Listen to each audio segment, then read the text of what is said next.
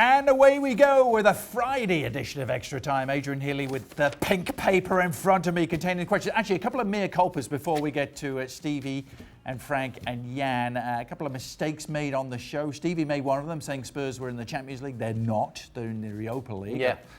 Europa League. Oh. I also made a mea culpa. James Rodriguez, I said, would be available this weekend. Slip of the tongue. And he is not available. He will not be playing against Newcastle. All right, so that's the housekeeping. So are you saying no? Are you saying that Ian and I didn't make any mistake during that show? No, you were faultless. Jan and Frank, zero mistakes. Thank you. It had to happen eventually, didn't it? Quiet, please. Yeah. All right, Frank, you take this first one. Dan, the Orange Man, is Mendy the best value signing of the transfer window? Now he's only given up 1 goal in 5 games. So maybe too early to say that, but it's true that he made a huge impact, knowing that Chelsea was throwing at the back, especially with Kepa in goal. And I followed the guy when he was in Rennes, and then after last season in Rennes. Absolutely fantastic player, and if it's not the top signing of the new season, is a huge signing for Chelsea. That's for sure. Yeah. Apparently, it's not even the best goalkeeper at Chelsea. Peter Cech is, they say. That's right. Yeah, true. He's still ready to put his gloves back on, isn't he, Mr. Cech? Frank, on to the next question. Frank McManaman. Stevie, you take this first. Did you ever play for a manager who you knew was getting the sack in the following weeks? And did you feel guilty that your team's performances were the reason they were getting sacked, or did they deserve it? No, I can't say I ever knew. Listen, when Souness got the sack at Liverpool, it came as a bit of a surprise, to be honest. Everybody afterwards was saying, how they thought it was coming and this and that, but I certainly didn't think that. And he actually got sacked for as much as what he was doing off the field with the newspapers as what he was doing on the field. So I really can't think of anybody. I really can't think of anybody. No. Well, that's because you can't played think for of one that I knew was going to get the sack. That's because you played for those Liverpool teams that didn't sack anyone. They didn't need to. That's why. What about you two guys, Frank? No, nobody that I knew, and I think it was. I had lucky coaches. They didn't know before the game that they were sacked. They were sacked after the game, but nobody knew. Right. I think it's better for them. Jan? I played in Germany, so these two boys, they played all over the place. But I played in Germany. That was useless. We had to do players, so I had to get rid of a coach after 8 games. He tried to punish me, tried to take me to the president's room. And I told him, if you don't get away from me, I will get the lawyer of O.J. Simpson, who at that time was Johnny Cochran. And then the vice president of Eintracht Frankfurt say, listen, I'm a lawyer too, so I can help you. And then I knew I won the game. And yes, he was sacked 1 week later. If the glove doesn't fit, Jan, you must acquit. I hope you used that line when you were talking about Johnny Cochran. That's what you call player power. That. Exactly. All right, on to the next one. Anders, I'm not quite sure what inspired this question, but he wants to know who the least athletic teammate you've ever played with was, and actually who was the most athletic teammate. And Stevie can't pick himself for either choice, says Anders. Stevie? Oh. Least athletic. Listen, obviously, Big Jan Mulby used to get pelters because he was a big lad. Oh yeah. But you know what? You know when you're as good as Jan? Do you know when you're as good as Jan was? You don't need to run around like the rest of the idiots. Right. You just keep the ball and pass it around. I'll tell you what, we had a goalie at Sheffield Wednesday, Kevin Pressman. Oh yeah. Yeah. I wasn't particularly impressed with his particular you couldn't get much past him, Stevie. Abilities. I played with Well, you couldn't get any food past him. You couldn't get any food past him, I know that. The easiest thing you get past him was a football. I played with a goalkeeper in Sheffield United. I won't mention his name. Simon Tracy was his name. He was a fat goalkeeper, a great lad. And I went from Sheffield United to Barnsley, and then we played him 3-4 weeks later. And Simon Tracy was in goal, and he said to me in the tunnel, Jan, I know all about your chips.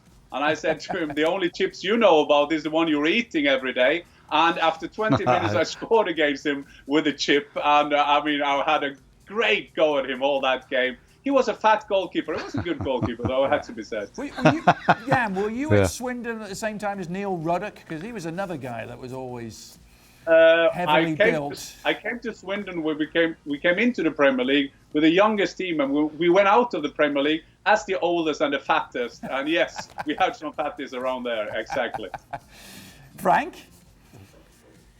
I had the chance to play with a great goalkeeper, Edouard, but for sure he was the least athletic player I ever seen. He already had a fat tummy, and no abdominals whatsoever, but a great goalkeeper. He did well, And also I have to add Vinnie Jones at the end of his career. I played against Vinnie when he was playing for Wimbledon. He wanted to play the bad guy still, like he does in his movie. But he was fearless, I have to say, at the end. The last year, that was a real suffering for him. He was struggling. He was a future actor at that point, Frank, and you know what those guys are like. Jan, this one all for you. Stephen wants to know what you think of your old team, Eintracht Frankfurt, so far. Will Frankfurt ever be good enough to play in the Champions League, or are they forever stuck as a middle-of-the-pack team trying to avoid relegation every year in the Bundesliga? Well, I think they've done all right. They had some great striker with Jovic and Rebic and Haller, and they were all sold for one season. Then they kind of did well in the European League, as we remember. They started this season quite well. Then they got trashed at Allianz against Bayern Munich, as all teams do. But yes, I think they will. Eintracht Frankfurt I think they will have a chance to go into the Champions League in 3-4 years, because thank God the English have decided to leave Europe. So Brexit will make Frankfurt the financial capital of Europe. So they will use all that money to put that into Eintracht Frankfurt. So thank you, England. You have given us Champions League in Frankfurt. Thank you. Boris Johnson, Eintracht Frankfurt fan. We didn't realise it at the time. Very funny, actually. Was there ever a hard man teammate in your playing career who would watch your back in games and sort out any opposing players roughing you up? Or were you that very guy in your teams? Stevie, you had some pretty hard men in those Liverpool teams. This is the easiest answer of all. Graham Souness. Yeah. If anybody got anything from anybody, and the thing was, in the early 80s when he was there, you basically had two cameras, one up one end and one up the other. So if any retribution was needed, he wasn't averse to just basically doing it in the middle of the park. But generally, it was always in a crowded penalty box at a set piece of the corner, and there'd be somebody left sprawled on the ground. I remember the semi-final of the Champions League, 1982-83. The best player on the side we were playing, he broke his jaw at the top of the box at one of our corners. Yeah. And then the good thing about it was, when we played the second leg at their place, we were on the bus. And as we got to the airport, they all had signs. They were all after Souness for knocking out their best player. And we were all on the bus pointing them out, because we were like that. He's over there. He's over there. So they kept getting him and he kept moving around and we kept pointing them out. And then just before the game started, when we were warming up, somebody passed the ball to him. And by this time, the stadium was full. So there's like 50,000 people in there. And every time he touched the ball, they booed. So it was one of them. We kept passing it around to everyone, going, right, any chance you get, give it straight back to Suey. So he was getting the ball every 2 seconds, and the crowd was going, boo, and then down, boo, boo. Every 2 seconds they were booing him. It was fun. It was so funny. Fantastic. But no, you didn't mess with him. Yeah. You always come out, if you mess with him, you come out second best. Yeah. Frank, on those Chelsea teams of yours, were you the hard man, or was it Dennis Wise? Yeah, we had a little dog, you know, you can bite your calf and never let it go. And that was Dennis White, that's for sure. The captain was there all the time. But I had the chance to play a year with Erland Jensen. I think Ian knows that guy very well. A beast, very much Big a beast. Erland. Fantastic guy. Oh, Erland, you could go to the war with him. You know, you didn't risk anything. He would have saved your life. Amazing guy, amazing guy. Yeah. Alan Johnson, my roommate in different national teams up to the national team. I was the only player, when I shared bed with him, I had my shin pads on.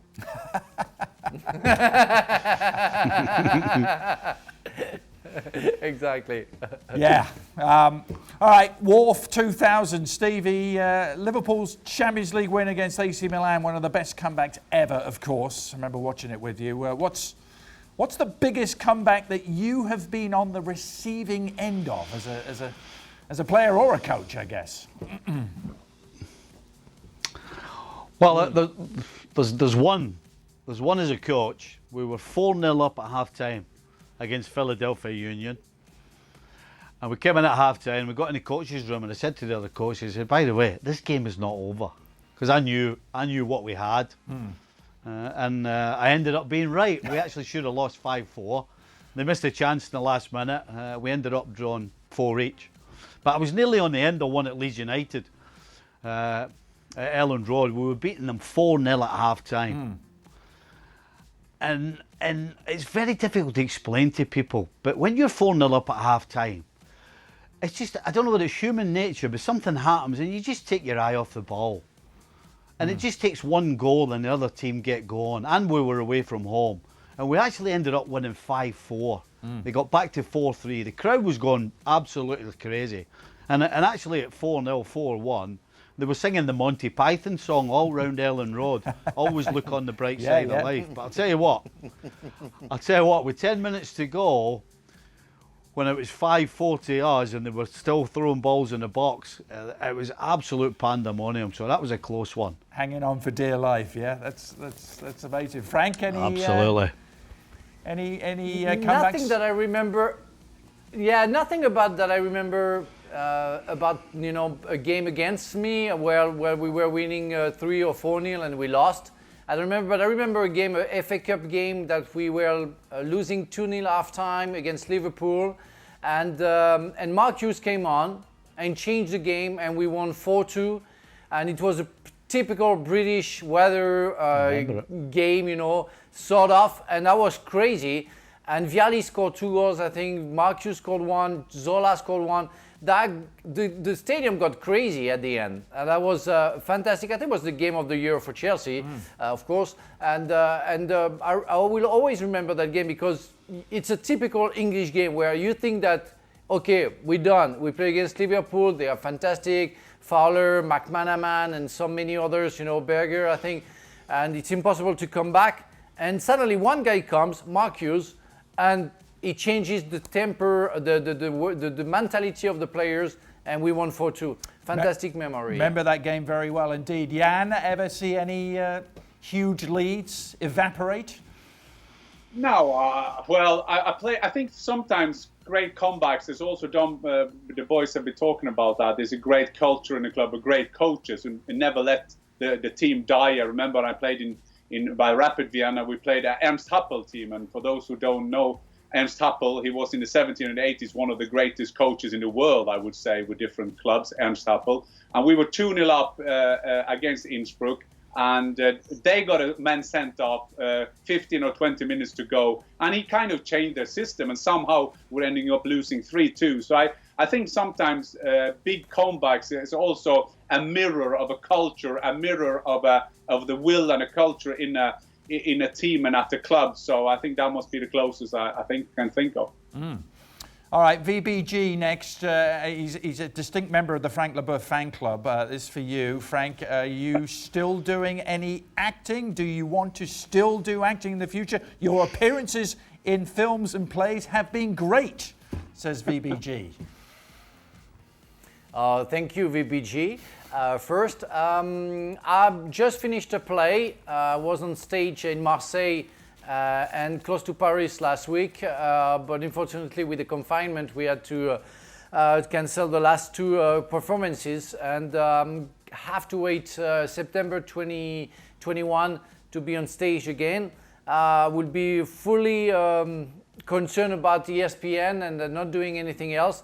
Movies, I'm not really keen on movies. I have to say I'm impatient, so I'm bored. Like, you shoot like 2 minutes per day in movies, and this goes too slow for me. So I'm not looking for any castings whatsoever. You know, if somebody wants me, you know, we can talk about it.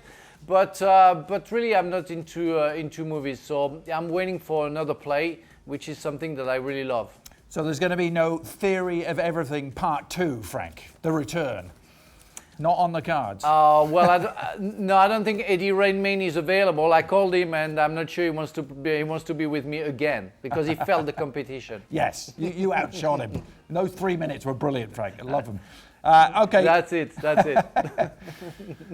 One final question from Dan Kaider, that is. I hope we'll eventually get to the whole FC crew. He wants this question. To those former players on the show, what's the best advice you have for someone over 40 and still in pretty good shape who's looking to start playing the game? Which game? Never too late to start. Unlucky. Buy yourself a bike. Yeah. I always thought that after 40 years old, it's always dangerous to play football or any collective sports like rugby or American football, because even when you played before, especially us, you know, in our level, our head, our brain think that we still can do stuff when in fact the body doesn't follow, so it can be dangerous. So it's better to quit and play golf like Stevie does very well. But I think that there is always a chance that when you start playing, you can always be linked to Manchester United in the transfer window. So there's always a chance for you. So just keep training. Maybe change your name to Dan Sancho or something like that, and you'll always have a chance. Dan Sancho. Stevie, I know you have played a lot of over 40s and over 50s football, and there are a lot of nutters out there, aren't there? Well, the problem is, actually, most of them are not nutters. It really is down to what Frank said. Most people have no understanding of controlling their body when they're running at a certain speed. And so, A, either they're going to hurt themselves, or B, they're going to hurt you. So, as I said, get a bike. Get a bike. On a motorbike, Yes, indeed. It's effortless.